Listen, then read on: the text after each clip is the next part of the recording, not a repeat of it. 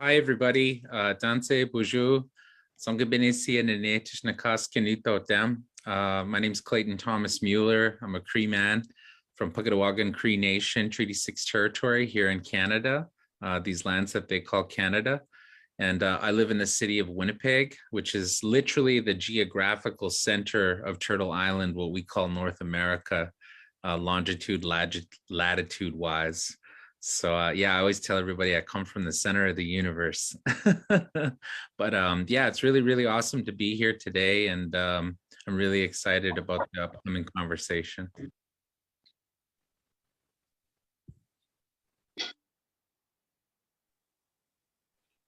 I can go next. Hi, I'm Samara. I'm calling in from the Snohomish territory, part of the occupied Coast Salish Peoples land, which is known as Washington State, or outside of the Seattle area. So also calling in from Turtle Island. I am really honored to be here with two really amazing folks, that have walked this journey a lot longer than I am. So I'm just excited to learn from both Angela and Clayton. And yeah, thank you again, everyone, for tuning in. Thank you so much for your introduction. It sounds beautiful. I'm Angela. A lot of people knows me as the Bonita Chola in the social movement and all around. Here in the belly of the beast, UK, London.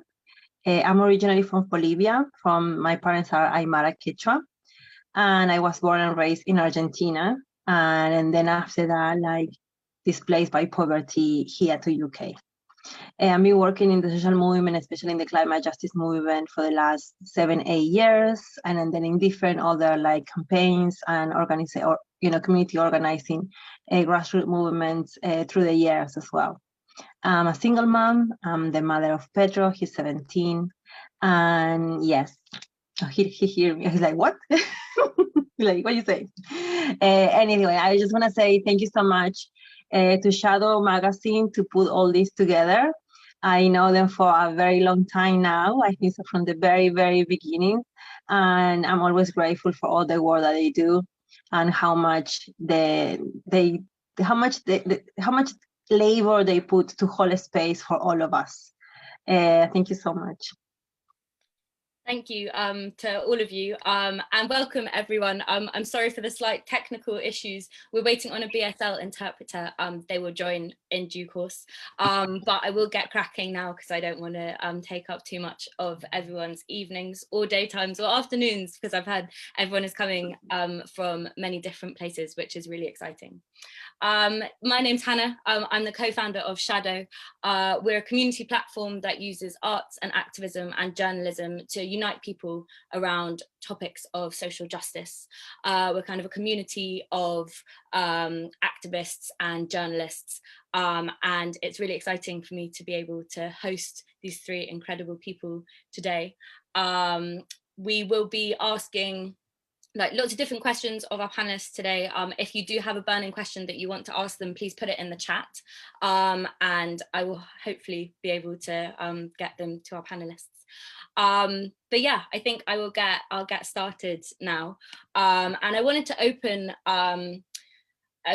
we're kind of all the panelists, you're coming from very different places, from very different experiences as well, but I do think that there are lots of kind of questions that I'm going to ask today that will speak to a lot of your experiences. And so I guess Samara and Clayton specifically, you both talk a lot about your experiences with mentors and the importance of the mentors you've had throughout your life, both in connecting to ancestry, but also in kind of retaining culture and remembering culture.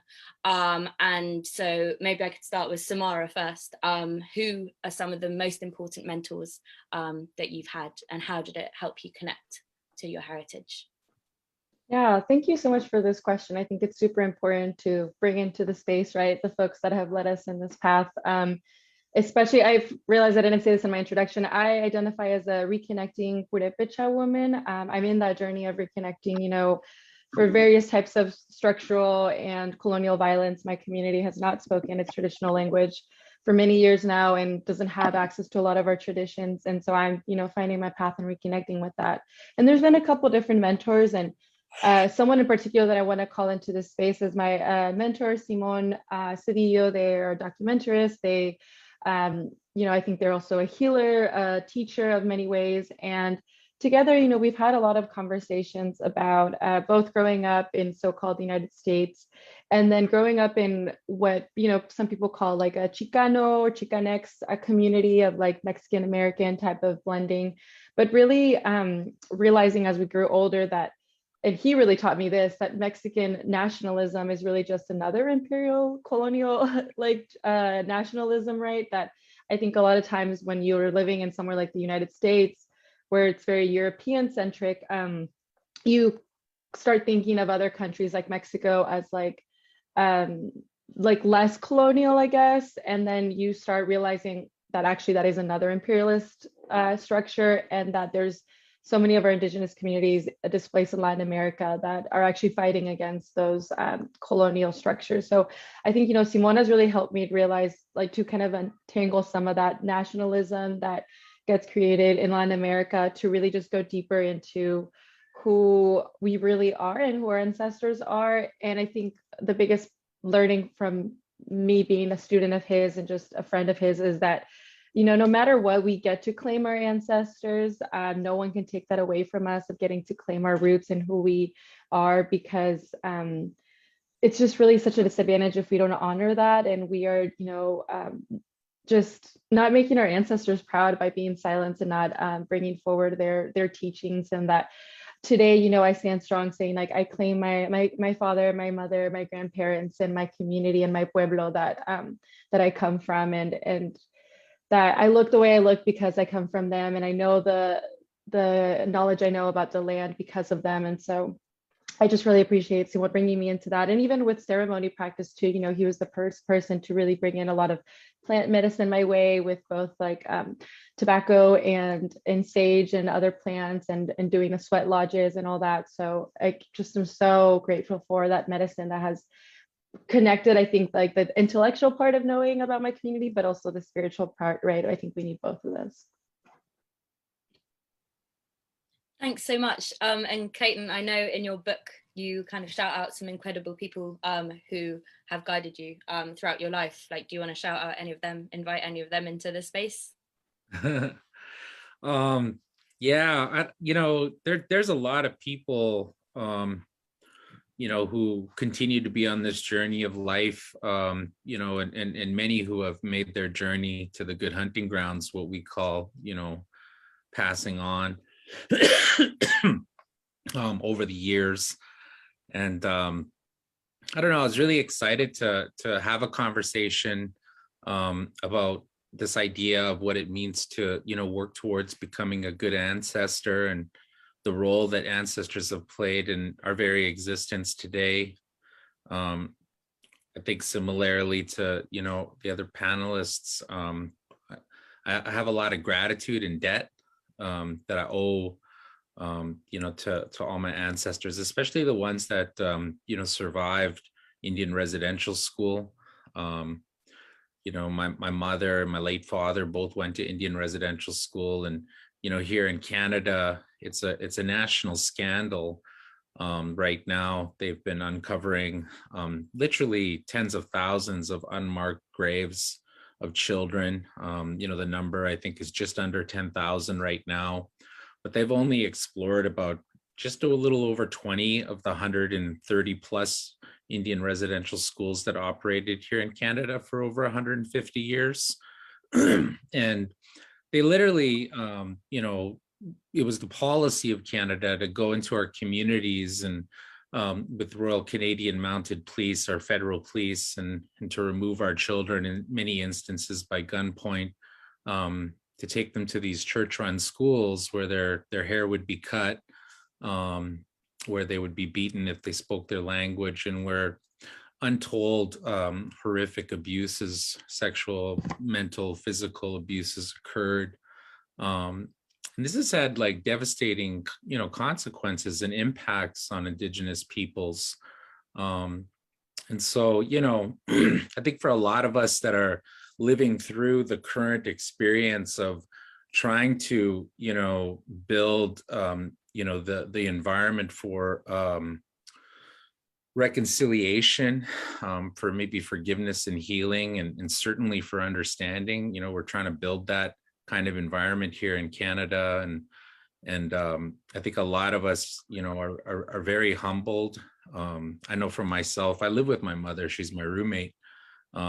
You know, every day I try to do a little bit something nice for her to make her comfortable, to feed her something really yummy, or you know, roll her a really nice fat joint. No, marijuana is legal in Canada, so sorry.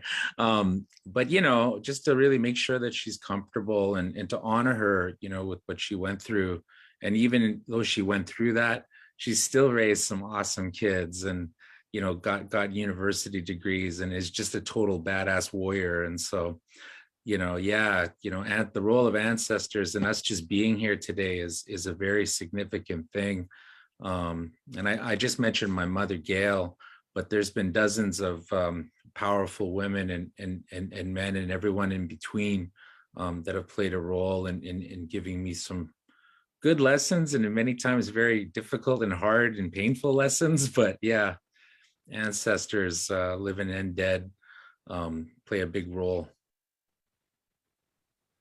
Thanks so much. And Angela, you've often kind of described yourself as an ancestor in the making. And kind of, I'd love to know sort of what you mean by that, and whether you had kind of any mentors when you kind of were coming into your journey of becoming an ancestor, or whether it's something, you know, that you've come to a bit later on. I think so that I feel always like it was no doubt for me that either that I was different.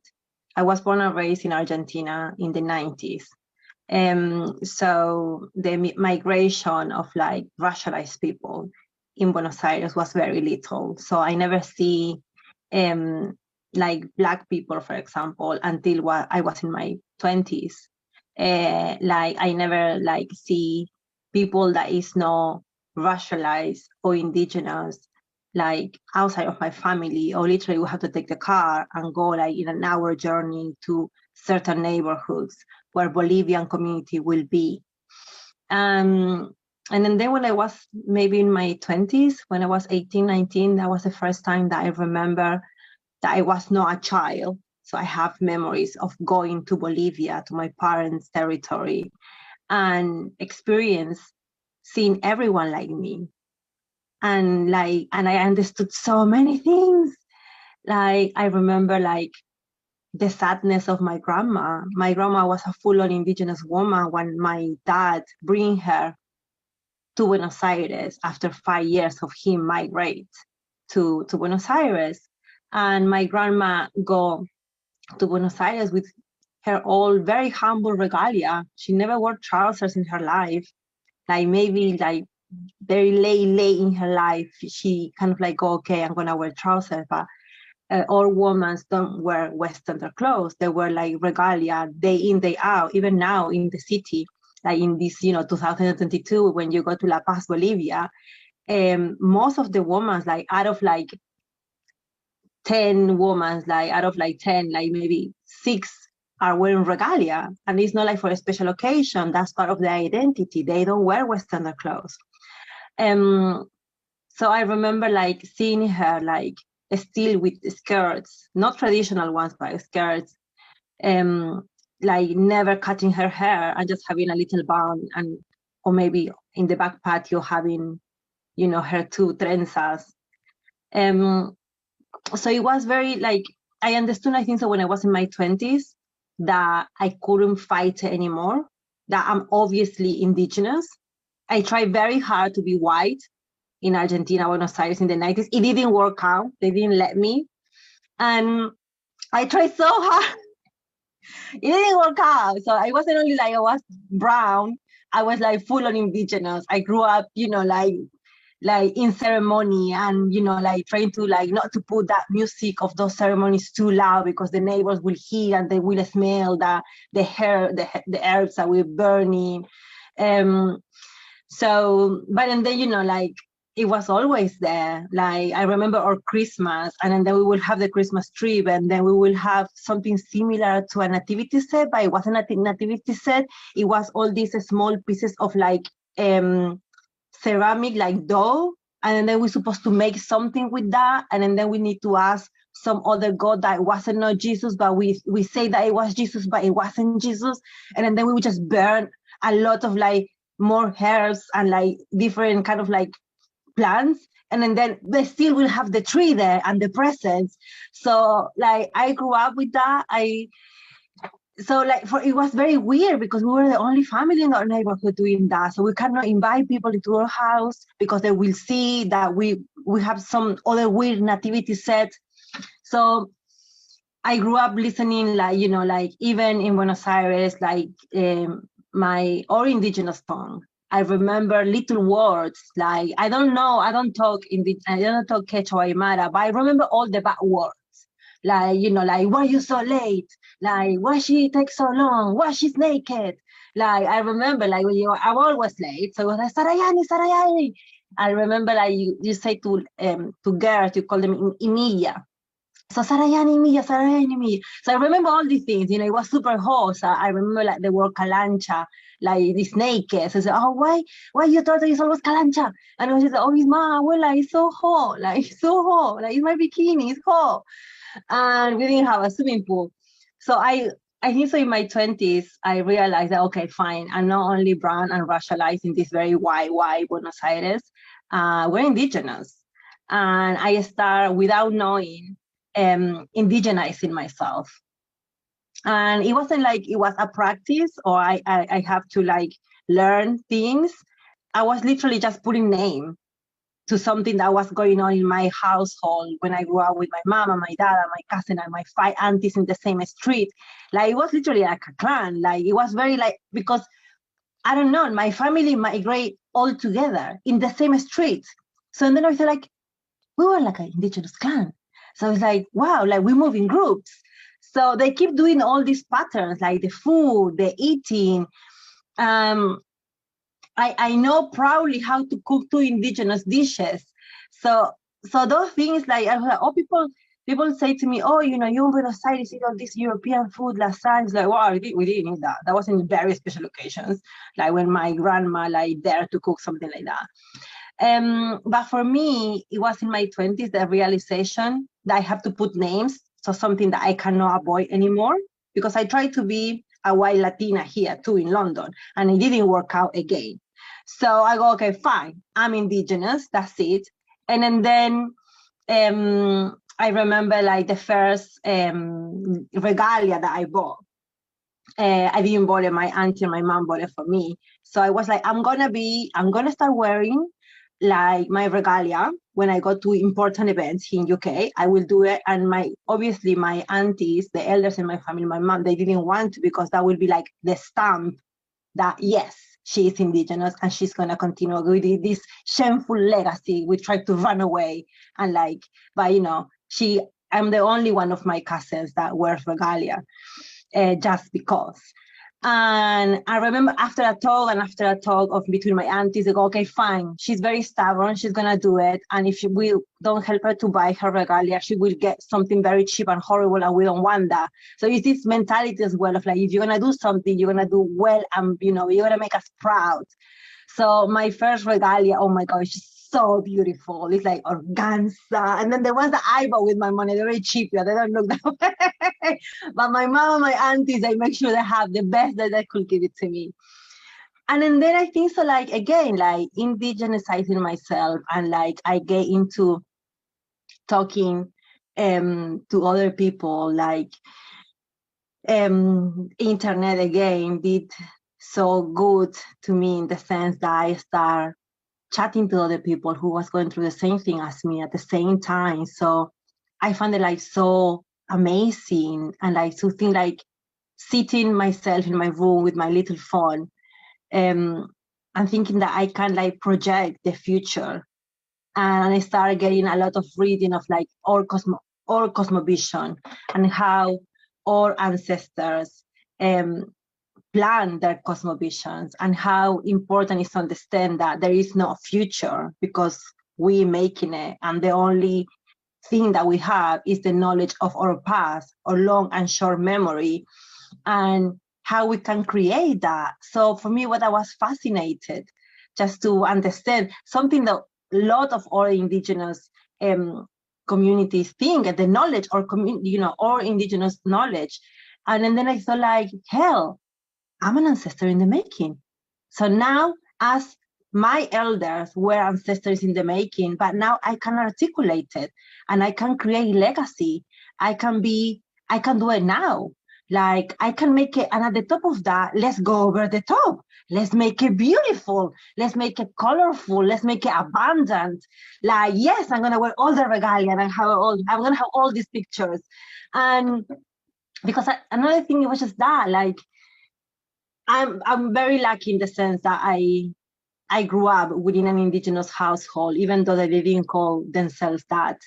But I know how to, like, for example, piscar coca, which is like to chew tobacco, but not tobacco, but coca leaves. I know how to do that because I saw in the house. I know how to do certain ceremonies and how to start them and put them together by like sense, because I remember visually to see what my aunties used to do.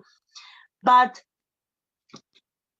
for me, it was just like, now I can make it all myself too, but now with the realization that I'm going to leave something. My grandma didn't have the tools to do that. She has 2 pictures only with her regalia, and she looks sad in both of the pictures. And I remember that struck me when I was a little girl, very bad. I didn't want none of my school friends to see the pictures. So they weren't even frames in the house, because it was a bit of like shame around. Like, she was sad, very humble clothes, very humble regalia. And yeah, that was something that for me was just like that, like the realization, and to be able to put names of things and in process and in identity that I couldn't negate anymore. Thank you so much, Angela, for sharing that. I do think there's like a lot to be said as well about kind of language and the way that kind of colonial entities will gatekeep language as well. So yeah, thank you so much for sharing that. I'm going to pivot like a little bit away from that to kind of talk a little bit more about spirituality. And Clayton, I wondered if I could start with you again, kind of how, like, I wanted to know how spirituality feeds into your work and how it feeds into your connection with your ancestors. And yeah, I use kind of spirituality rather than religion as kind of the colonial connection. I know you've spoken recently about the residential schools as well. So yeah, kind of however you view spirituality and how that feeds into your work. Yeah, I mean, thank you so much for sharing those beautiful stories, Angela.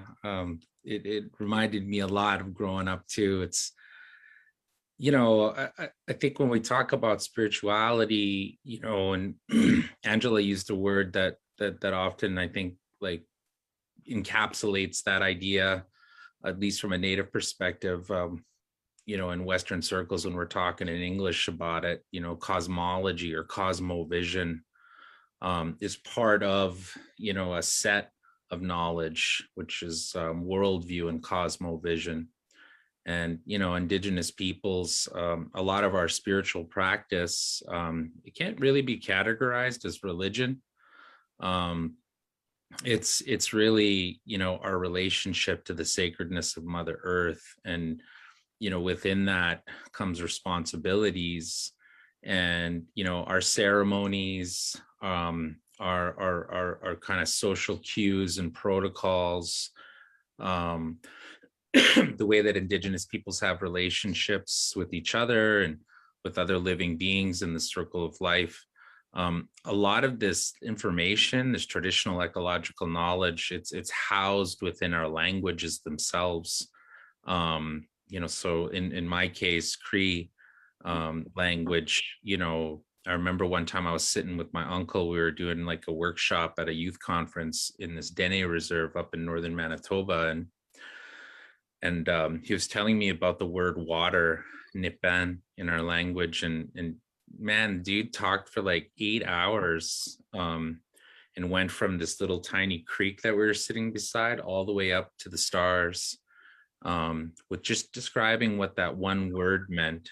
And so, you know, I think when I talk about the role of our ancestors and in this lifelong process of like learning as much as we can and making sure that that information is transmuted to the upcoming generations. Indigenous peoples, you know, or Cree people in particular, we have a prophecy that a lot of people often reference, the prophecy of the seventh generation. And it talks about a generation of young people that would be born free of the colonial mindset and that would be presented with a fork in the road in terms of the journey that humankind is on. And one, you know, direction would be like scorched earth, you know, Donald Trump, Mad Max Beyond Thunderdome, right? And then the other is like, you know, Winona the LeDuc, Honor the Earth, Star Trek, you know, like really cool kind of direction of abundance. And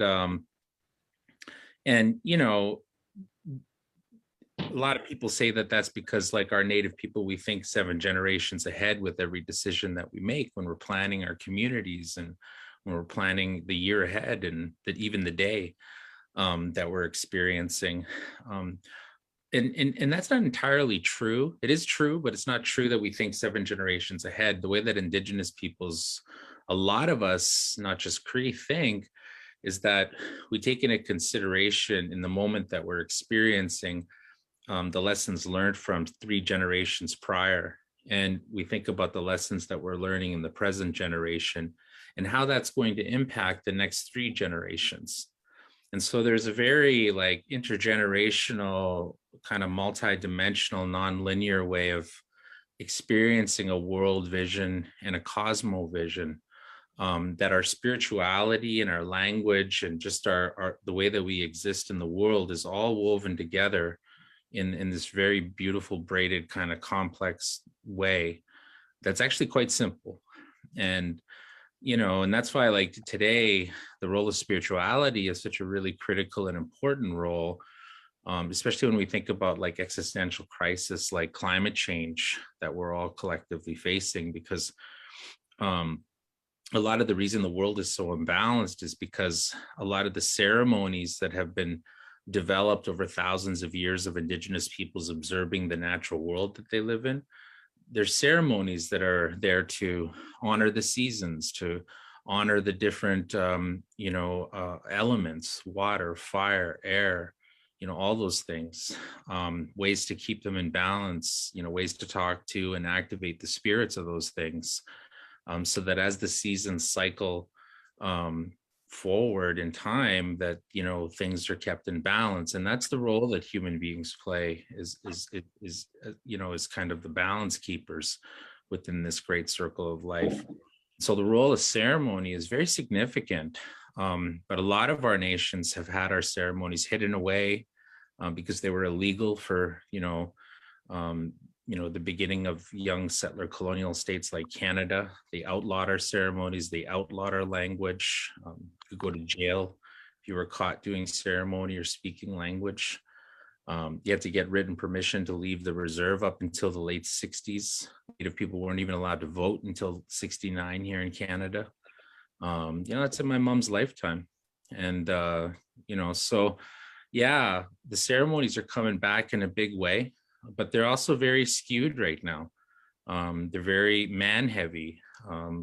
There's a great debate that's happening in spiritual circles right now over the role of women's leadership in ceremonies. There's a whole movement called, I can't remember what it is, but there's a big debate even about the fact that in a lot of native ceremonies within these lands they call Canada, they tell women to wear dresses, and they say they can't sit at the big drum. But there are now big drums that are run by women singers, and there are women running sun dances and running sweat lodges and pipe carriers. And so there's still a lot of stuff that's really skewed, I guess is what I'm trying to say, by colonialism, by patriarchy, by Catholicism. And it's a I think it's going to be a few more generations cycling out a lot of the toxic stuff. And that's, I think, a big role that the ceremonies play, especially for the young ones, like the ceremonies of, puberty, and all of that, all those teachings, not just transmuted between man and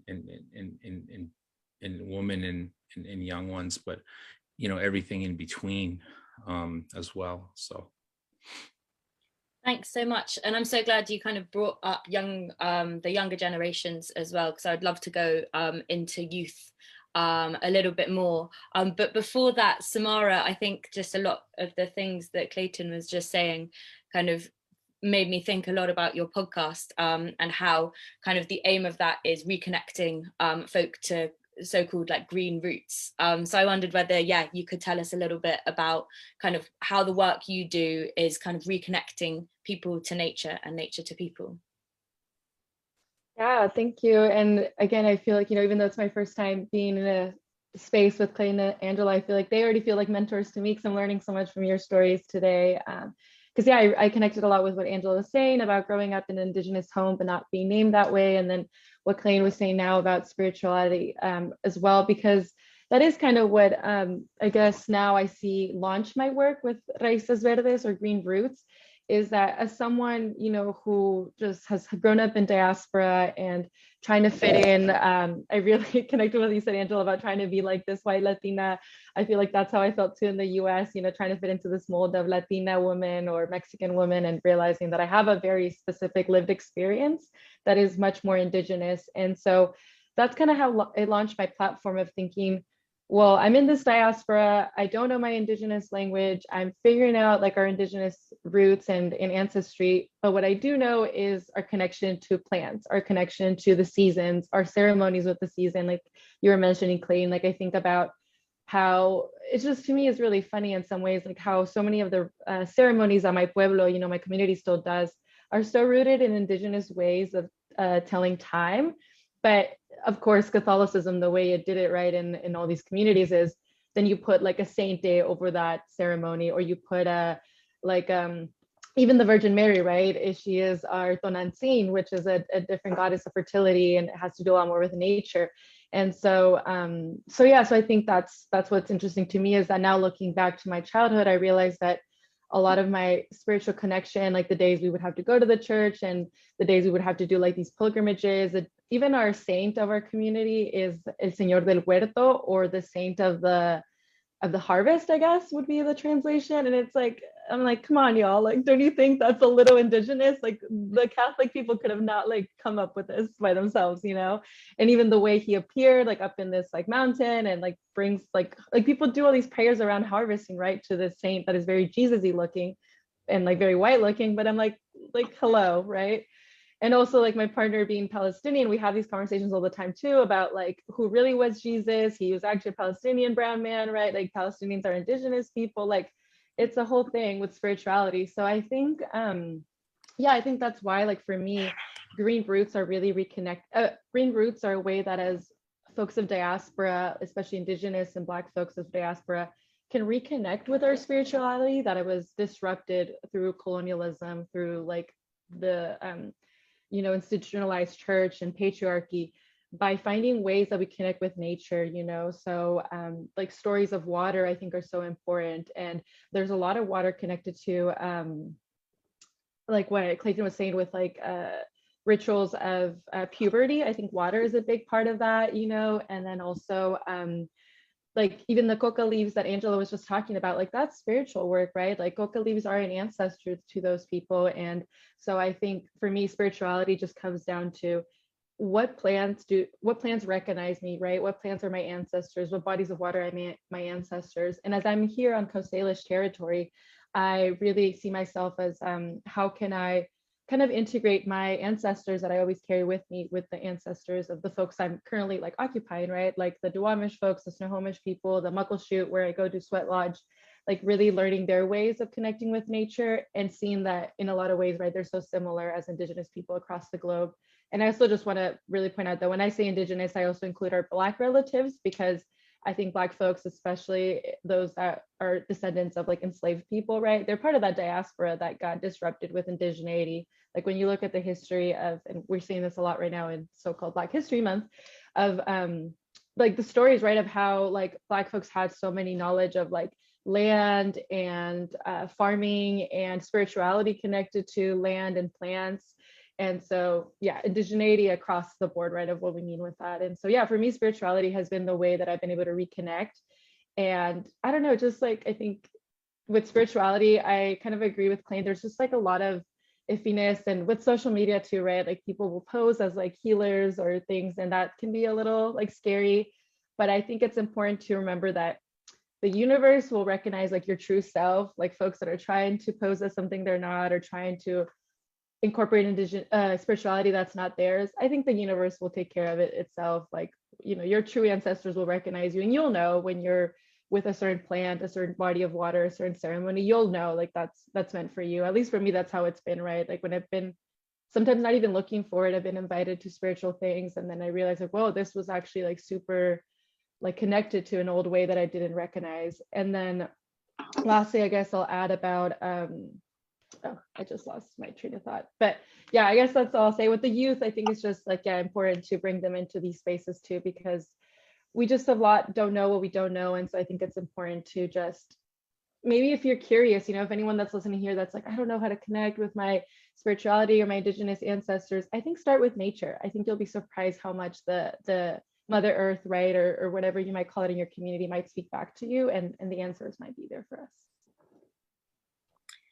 Thanks so much, Samara. And Angela, I reckon that probably speaks to like a lot of the work that you do with Wretched of the Earth as well. And before we sort of formally started this panel, you were talking about the fact that you have a son, and I just wondered, yeah, how do you kind of introduce your family to their kind of ancestry, and also their connection to nature, their the connection between Indigenous rights and climate justice? Like how do you do that in a non work setting and just like at home?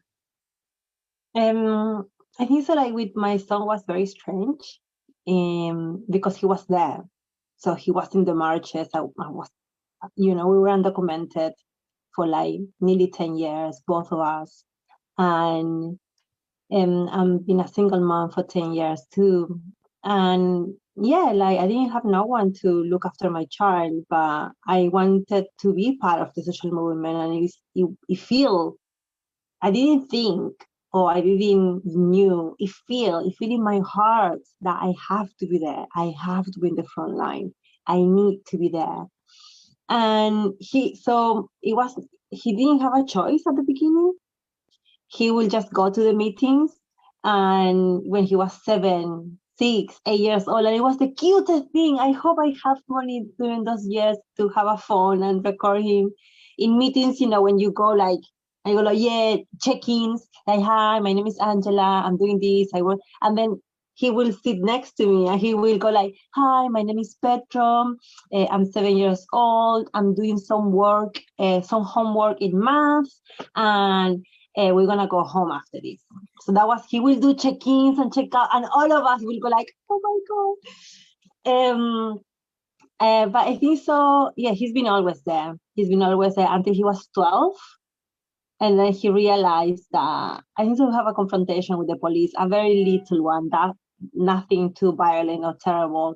But he realized that the police are not the goodies, as he used to call it, and that the police are the baddies.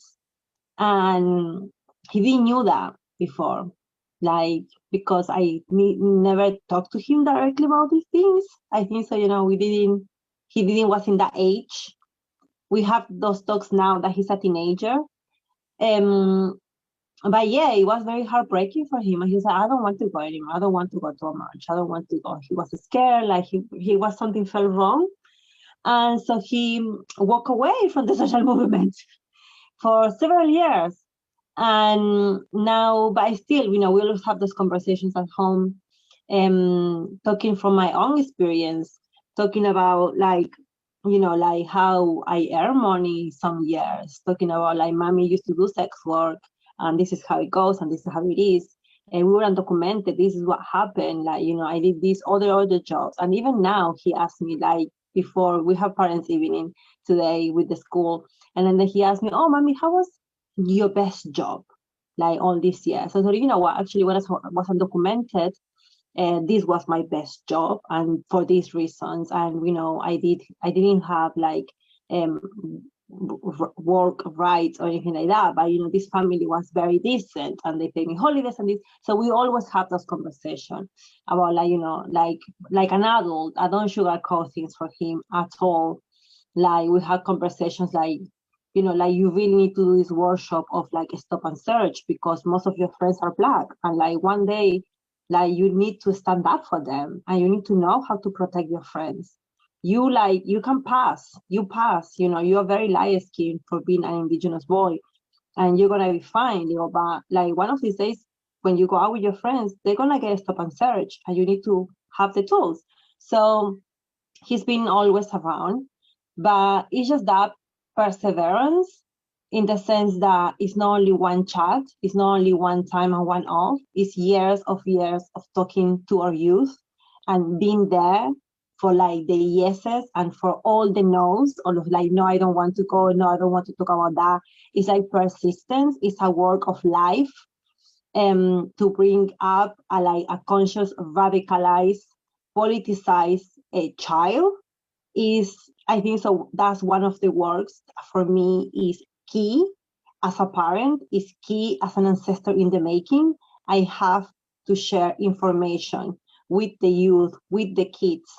So it will not end on me. It's not gonna finish on me. Even if my son, like me, has, you know, broken Indigenous language, even if my son, as me, has broken like traditions and ceremonies, it doesn't matter, because my ancestors before me, they have broken ceremonies and they put them together. They have broken knowledge and they put them together. It's been 500 years. They didn't have everything whole, my ancestors before me, 2, 3, 4, 5 generations ago. And that for me is key. Not only talking about identity and, you know, being an Indigenous person and spirituality, but literally with everything, because the why, you know, the why system, the white supremacy push us and pull us and attack us for every single corner. So for me, it's so important. And it's ancestral work to grow new seeds, to grow and nourish our kids. So it's just that conversation. And now I'm very happy because he's coming back. He's coming back to the social movement. He's going to projects and programs and for like youth social movement. And I'm very grateful. There is a couple of projects in our neighborhood near home that he can go, that I work with them like once or twice, and then I realize, oh my God, my son can go. So as long as he says, as long as you're not involved and you're not gonna work there, mommy, and you're not gonna talk there, and no one knows I'm your son, I wanna go. So okay, I'm not gonna go there. No one will know. Love that. Yeah, he's making his own path. Clayton and Samara, I'd love to talk to you as well about kind of like the young people in your lives. Clayton, I know you said your sons won't let you braid their hair, but how are they in terms of how do you kind of bring kind of heritage like home, like away from work sort of thing? I don't know, raising kids is wild. You know, I mean, I don't know, and it's very different from when I was a kid, you know. Like my boys grew up not getting spanked, and you know, and you know, I mean, it's rare that I even yell or and like swear around them, you know what I mean?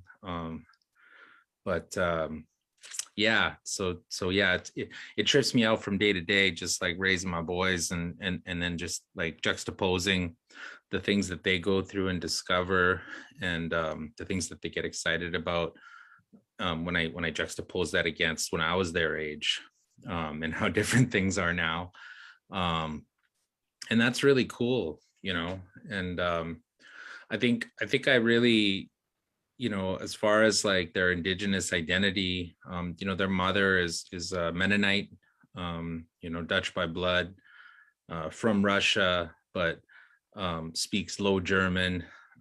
Mennonites, like a unique cultural group. They're pacifists. They live all over the world. And so I've always been really keen on not like pressuring the boys to go one way or the other, to go Christian, to go Red Road, as far as our own indigenous spiritual pathways. And but I am very strict when it comes to just having that really strong honor code, and really making sure, and if you see injustice happening in your path, like calling it out, making sure that people are safe. And so both of my sons have become very radicalized in their own ways.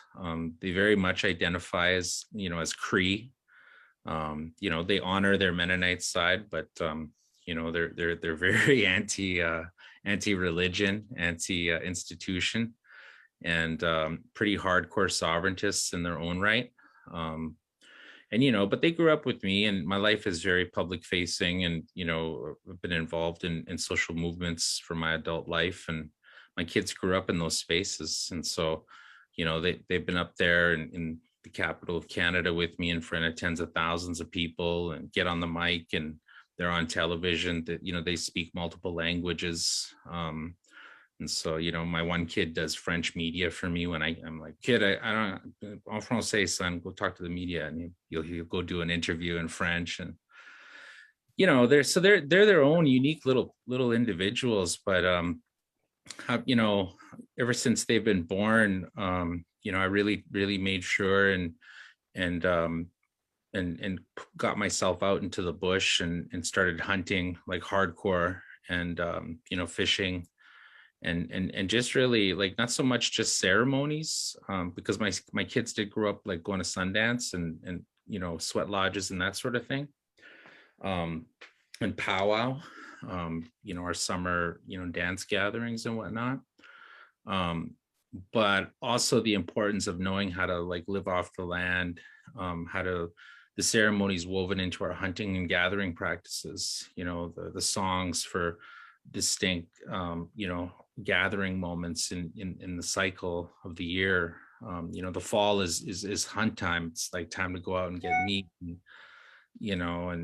same thing in the summer when the berries come, or when it's wild rice season. There's a lot there. And so I've really taken a lot of time in the last decade to really like take that whole bush skill to another level and share that with my sons, so that because I didn't have that growing up. My father was absent, and he never taught me any of those skills, and so I had to learn them as a man so that I could teach my kids those things. So that they're pretty good shot. They're good fishermen. They know how to fillet a fish, that kind of thing. Yeah, and they can sing, yeah, which is cool. Yeah, definitely. Thanks so much for sharing so much about your family, both Angela and Clayton. And Samara, I know you do a lot of work with kind of young folks as well, and I wondered, like, is there anything that's like really exciting you about kind of the younger generation, in terms of, I mean, Angela, you've talked a lot about like you're being an ancestor in kind of everything you do. You're creating a path, and it sounds like Clayton, your sons are doing that in their way too. And so yeah, Samara, I wondered if kind of the community of young people you work with, like what excites you about that? Yeah. I mean, yeah, obviously I don't have kids yet. I think at 24, I still feel too young to have kids, even though it's a very appropriate age to have kids. But which is why I feel like I'm doing a lot of, just also like learning kind of skills, like kind of Clayton was saying. I feel like I'm learning skills right now that I do envision myself as being a mother in the future, and I hope to have my own children one day. And so I think I'm doing a lot of that preparing right now, right? And having really meaningful conversations. Like I mentioned, my partner is Palestinian, like thinking about what will it mean if we decide to have children's right, to like really bring in this identity of indigeneity, especially both of us growing up in the United States and having our indigeneity and our identity questioned all the time. And forced into assimilation. What will it look like to raise a new generation that is not at all assimilating, right, but rather owning their differences and who they are as Indigenous people? And so right now, since I don't have children, when I do get to work with younger people, youth, I think for me, what excites me is that they, I think, are just living in a world where, like we were saying before the event got started, like the internet, right? Like they can just connect with so much more knowledge, so many more people. Like they can be watching this panel right now that, we didn't always have access to growing up. And so, I'm in that funny like age group where like I was right before like technology really like expanded, right? Like in the late 90s, and then went into like 2000s where everything was just suddenly like digital. So I can like have few memories, right, of like a world that was less digital than we have now. And so seeing youth currently that their whole world is really digital, I think is really exciting to me, because I just think they're going to take the way that we see archiving knowledge right now like way further, right? Because I think that's a big part of our Indigenous knowledge to be able to survive into the future, is we're going to have to appropriate technology. Like I know right now technology is being used right now in a way that's very unethical and to create more violence, right? But I think if we can indigenize like technology to like use it to learn our Indigenous languages, to share knowledge, to archive our stories that were very intentionally like burned down or erased, or even we don't have a lot of photographs, right? Like Angela was saying of her grandmother, we don't have a lot of photographs a lot of times of our ancestors and their regalia and in their practices, because if we do have them, they tend to be very staged and only to sell this very, I don't know, like mythical idea of Indigenous people as in the past. But I think with the current technology that we have, and youth being at the front line of using that technology, especially Indigenous Black youth, they can capture and archive that knowledge for the future in a way that's told by us for us. So that's, I think, a big part of my storytelling work, and that I encourage youth all the time when, I do workshops around podcasting or storytelling in general with them, is like no one else should be telling our stories but us, right, as Black and Indigenous people. And so I just love the idea of like giving a youth a camera, giving a youth a mic, right, and being like, yo, like go tell your story from your perspective, like from your way of archiving this for the next like generations to come. And that's what I really learned, from my mentor that I was bringing up earlier, Simon, and also from Eugenia.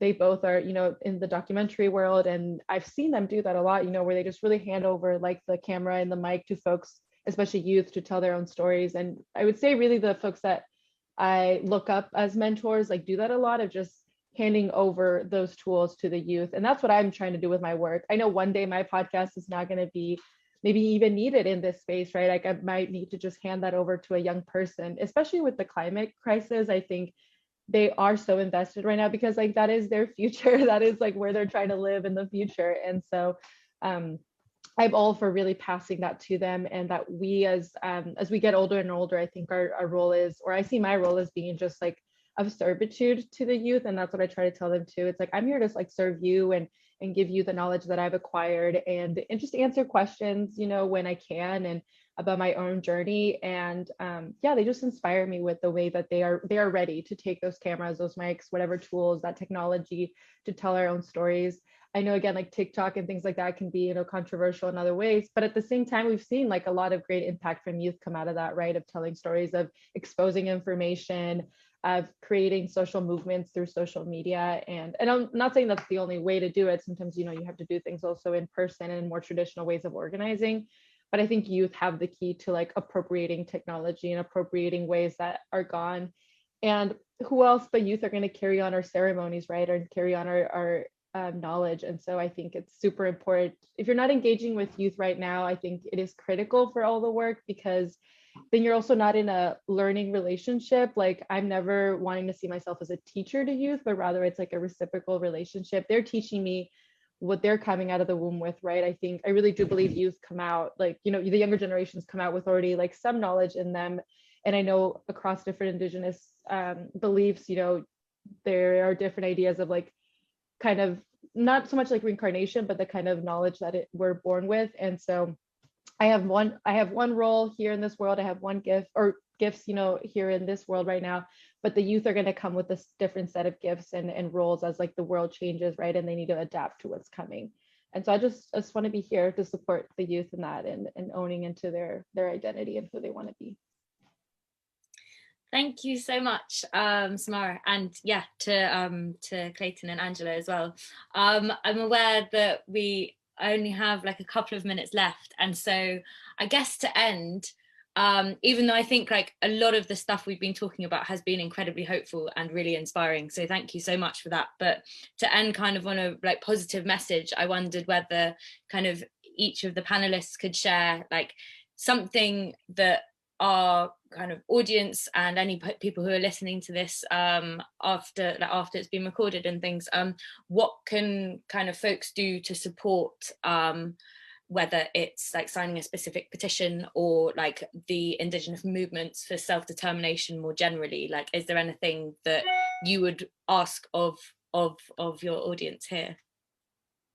I don't mind who starts. I mean, maybe Angela, just because I haven't heard from you for a bit. Is there anything that you want to like shout out, or kind of a call to action that you want anyone to take? I would say in all honesty, like support, amplify, support voices in the global south. Like things are happening all the time. Now while we're talking, like, you know, like a whole bit of land is burning down, and that will affect us all. So definitely be aware, use your resources well. Any resource is good. Time is a resource. Like sharing information costs nothing. Like, but support, amplify, like both voices in the global south that are fighting in the front line for the good of all of us. That will be for me like key.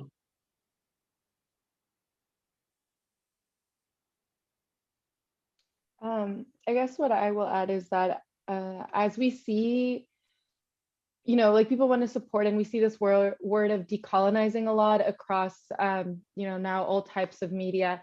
But I think it's so important that we don't lose sense of what decolonization actually means, right? And I think in especially like the climate crisis context, like that means land back. That means like self-determination, sovereignty for Black, Indigenous people across the world. And so I, you know, don't want us to romanticize that idea of decolonization in terms of the work we need to do, but that it requires like very like specific actions. And I think if you can support in that way of like, how can we get land back to Indigenous people? You know, I've been seeing that more and more across the globe, and that is so important, because with land, then we can practice ceremony, then we can practice our traditional ways of food, then we can practice teachings out there with the youth, right? And so if you are in a space, in a situation, or just, I guess, anywhere you are, I would think it would be good to look into what the tribes in the area that you're in are doing to get land back for self-determination, really. And so support that either monetarily or through other means that you can, to make sure that these communities get land to practice their traditional ways. Yeah, plus to everything that's been said. I couldn't agree more, especially on the this idea that colonialism, you know, caused climate change, and that, you know, at the end of the day, the solution to climate change is localization of power and decision making in the interest of globalizing justice. And, you know, I think that Indigenous peoples around the world, you know, it's right there in the Paris Climate Accord. It's the first thing that the Paris Climate Accord says, that they recognize the vital and crucial role of Indigenous peoples and their traditional ecological knowledge in mitigating and adapting to the global climate crisis. And, you know, I don't think Indigenous knowledge by itself is enough to solve the complexity of the problems that we face today with pandemic and economic recession at a scale we've never seen, and the whole existential threat of climate change. But, you know, a pathway forward has got to be some kind of hybrids, you know, some marriages between, you know, Western science and Indigenous knowledge, and just some straight up good old fashioned magic, you know. And I think that young people, especially right now, have all the power to, you know, not make incremental change, but rather to do huge leaps in terms of, you know, re-establishing new economic models that help us as human beings to reevaluate our relationship to the sacredness of Mother Earth and to each other. Because, you know, if we let Walmart and, you know, and Shell and BP, you know, and Amazon build the new economy of the future, You know, we're going to keep facing the kind of colonial land use planning BS, and you know, and just prioritize the wrong areas of our economy to expand. You know, the number one growth economic sector on the planet is waste disposal, which says a lot about capitalism. So yeah, I think that young people are leading us in a good way, and they should continue to do so, and we should support youth-led social movements. Yeah. And yeah, follow 350.org. You know, we're doing a lot of kick-ass work here in Canada to usher in a just transition off of the fossil fuel economy.